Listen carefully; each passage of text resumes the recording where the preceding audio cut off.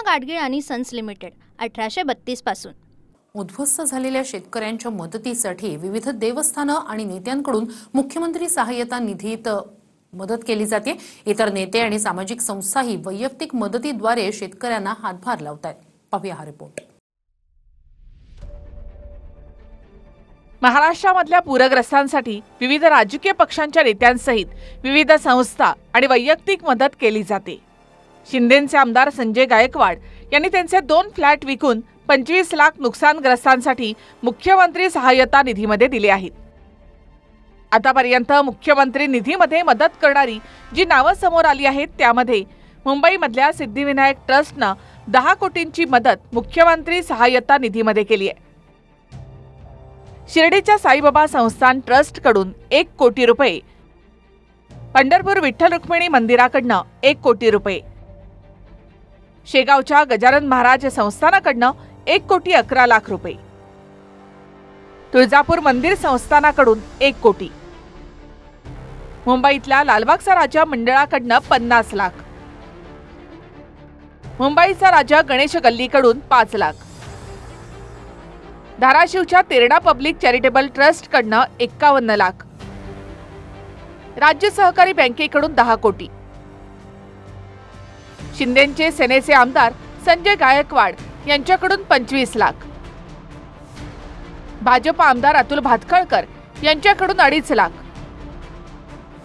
भाजपचे प्रवीण दरेकर यांच्या रायगड प्रतिष्ठानतर्फे 11 लाख, बोरिवलीमध्ये आयोजित गरब्याच्या निमित्तानं विविध सहकारी संस्थांकडनं 55 लाख, भाजपच्या VK सिंग ठाकूर यांच्याकडून 1 कोटी, मंत्री विखेंच्या प्रवरा उद्योग समूहाकडून 1 कोटी, भाजपचे विनोद शेलार यांच्याकडून 21 लाख, भाजप आमदार संजय उपाध्याय यांच्याकडून 11 लाख, आनंदी संस्थानाकडून 21 लाख, मंत्री मंगलप्रभात लोढा यांच्याकडून 51 लाख, मंत्री उदय सामंत यांच्याकडून 11 लाख, शिर्डीतील शिवसेनेचे माजी खासदार सदाशिव लोखंडे यांच्याकडून 3 महिन्यांचं पेन्शन, इतर माजी आमदार खासदारांनी मदत करावी असं आवाहन सुद्धा त्यांनी केलं।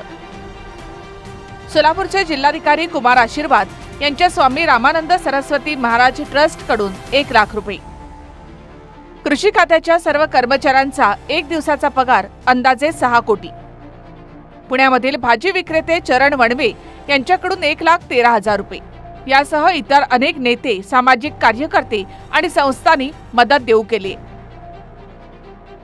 याशिवाय थेट मदतींमध्ये शरद पवारांच्या राष्ट्रवादीकडून मराठवाडा सोलापूर भागात अन्नधान्यासहित इतर साहित्यांचे 3 टेम्पो पाठवण्यात आले।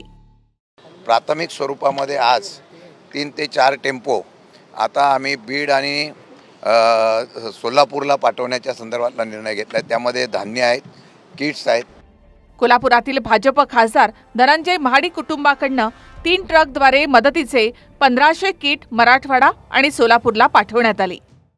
धान्य आहे, तेल आहे, साखर, मीठ, चटणी, मसाले, त्याचबरोबर कांदा, बटाटा, गव्हाचा आटा, ब्लँकेट, साडी, बेडशीट, टॉवेल असे एक किट एका कुटुंबाला पुरेल अशा पद्धतीचे 1500 किट्स आज आपण इथून रवाना करत आहोत।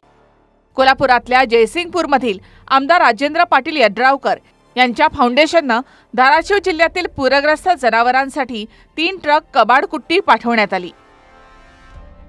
सोलापुरातल्या पाकणी या पूरग्रस्त गावासाठी चिपळूण तालुक्यामधील लोकांनी मदतीचा हात पुढे केलाय। अन्नधान्य आणि तांदूळ, डाळी, साखर, तेल, बिस्किटं, कपडे अशा जीवनावश्यक वस्तू पाठवण्यात आल्या आहेत। सोलापुरातील विविध सामाजिक संस्थांनी हजारो पूरग्रस्तांना आवश्यक वस्तूसह अन्नदान आणि आरोग्य शिबिराचं आयोजन केलं। ज्ञानयोगी प्रतिष्ठानच्या पुढाकारातून ही मदत दिली जाते। अमेरिकेमध्ये राहून शेती आणि मातीशी एकनिष्ठ असलेल्या पुण्यातील माधुरी पवार यांनी ट्रक भरून अन्नधान्य आणि आवश्यक पदार्थांची मदत पूरग्रस्तांसाठी पाठवली आहे। मूळ आंबेगाव मंचरच्या माधुरी पवार अमेरिकेमधील शेती, वितरण व्यवस्था यावर अनेक व्हिडिओ सुद्धा बनवतात। त्यांनी इतर लोकांना सुद्धा मदतीचं आवाहन केलंय।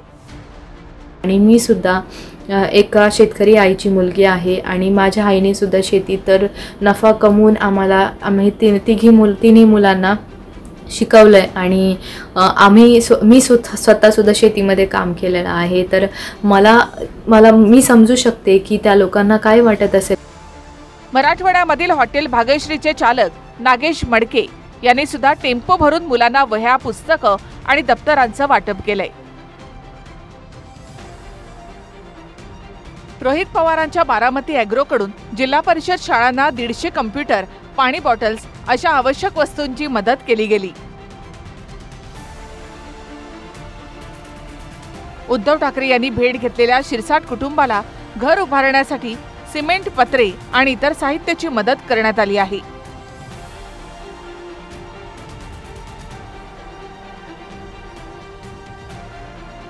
आतापर्यंत पंढरपूर, शिर्डी, शेगाव, तुळजापूर, मुंबईतील सिद्धिविनायक, लालबागचा राजा अशा देवस्थानांनी पूरग्रस्तांसाठी मदत केली आहे. त्यामुळे राज्यातले श्रीमंत मठ, संत, महंत, भागवतकार, कथाकार, कीर्तनकार आणि इतर धार्मिक संस्था आणि त्यांचे सेवेकरी मदतीसाठी कधी पुढे येणार असा सवाल केला जातोय.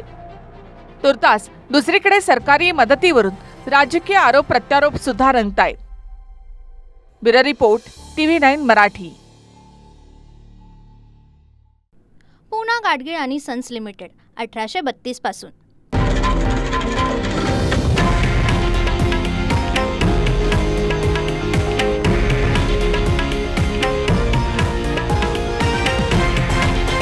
हे आहे देशातील नंबर 1 न्यूज नेटवर्क आणि आपण पाहत आहात TV9 मराठी, एकमेव.